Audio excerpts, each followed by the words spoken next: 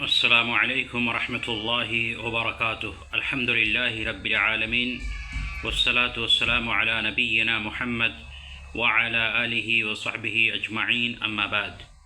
محترم ناظرین کرام، ریاض الصالحین کے سلسلہ وار دروس میں آپ کا پرتپاک خیر مقدم ہے۔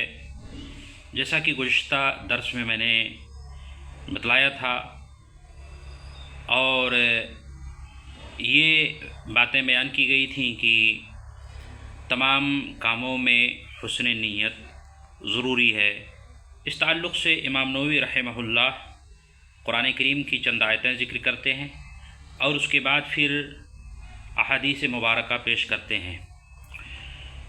تو امام نووی رحمہ اللہ نے جو سب سے پہلی حدیث اپنی کتاب ریاض الصالحین کے اندر ذکر کی ہے وہ ہے نیت والی حدیث ہے، انما الاعمال بالنیات، جو کہ حضرت عمر بن خطاب رضی اللہ تعالی عنہ سے مروی ہے۔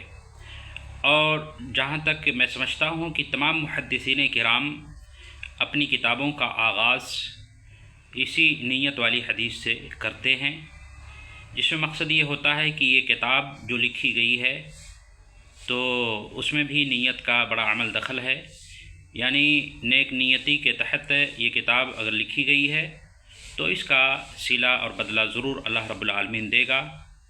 اس کے پڑھنے والوں اور اس کے سمجھنے والوں اور اس کے دروس دینے والوں کو اللہ تعالی اجر و ثواب سے نوازے گا۔ تو آئیے میں آپ کے سامنے وہ حدیث پیش کرتا ہوں جو کہ نیت کے تعلق سے ہے۔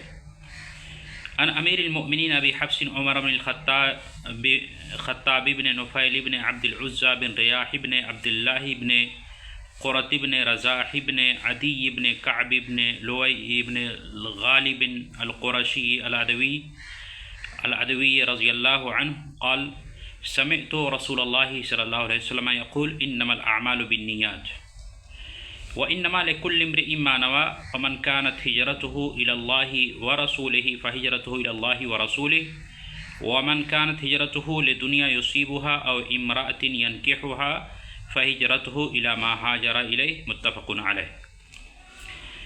امیر المومنین حضرت ابو حفص عمر بن خطاب بن نفیل بن عبد العزى بن رباح یا ریاح بن عبداللہ بن قرۃ بن رزاح بن عدی بن کعب بن لؤی بن غالب قرشی عدوی سے روایت ہے۔ وہ کہتے ہیں کہ میں نے رسول اللہ صلی اللہ علیہ وسلم کو فرماتے ہوئے سنا کہ عملوں کا دار و مدار نیتوں پر ہے۔ ہر شخص کو اس کی اچھی یا بری نیت کے مطابق اچھا یا برا بدلہ ملے گا۔ پس جس شخص کی ہجرت انہی کی طرف اللہ اور اس کے رسول کے لیے ہوگی، اس کی ہجرت انہی کی طرف سمجھی جائے گی، اور جس نے دنیا حاصل کرنے کے لیے یا کسی عورت سے نکاح کرنے کے غرض سے ہجرت کی تو اس کی ہجرت انہی مقاصد کے لیے ہوگی۔ اب آئیے اس حدیث کے ضمن میں اس کے جو فوائد ہیں وہ بھی جان لیتے ہیں۔ بعض روایات میں اس حدیث کا پس منظر یہ بیان کیا گیا ہے کہ ایک شخص نے ام قیس نامی عورت کو نکاح کا پیغام بھیجا۔ اس نے اس وقت تک نکاح کرنے سے انکار کر دیا جب تک کہ وہ ہجرت نہ کر لے، چنانچہ اس نے اس کی اس شرط کی وجہ سے ہجرت کر لی اور وہاں جا کر دونوں کا باہم نکاح ہو گیا۔ چنانچہ صحابہ میں اس کا نام ہی مہاجر ام قیس مشہور ہو گیا۔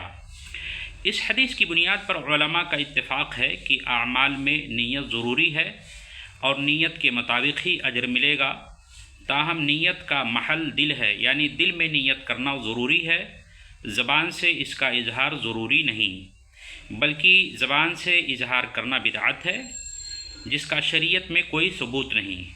جیسے نماز پڑھتے وقت ہند و نیپال میں زبان سے نیت کے اظہار کا عام رواج ہے۔ اور دوسری بات یہ معلوم ہوئی کہ ہر کام کے لیے اخلاص ضروری ہے، یعنی ہر نیک عمل میں صرف اللہ رب العالمین کی رضا پیش نظر ہو۔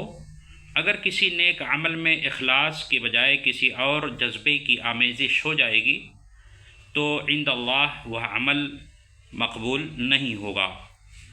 تو یہ رہا آج کا درس جو آپ کے گوش گزار کیا گیا۔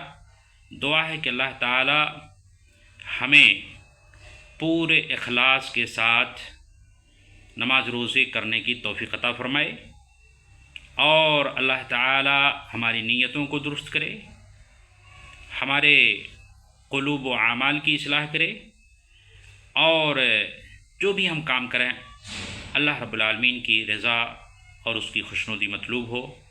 اللہ رب العالمین ہم سب کو اس کی توفیق عطا فرمائے، آمین۔ وآخر دعوانا الحمد للہ رب العالمین۔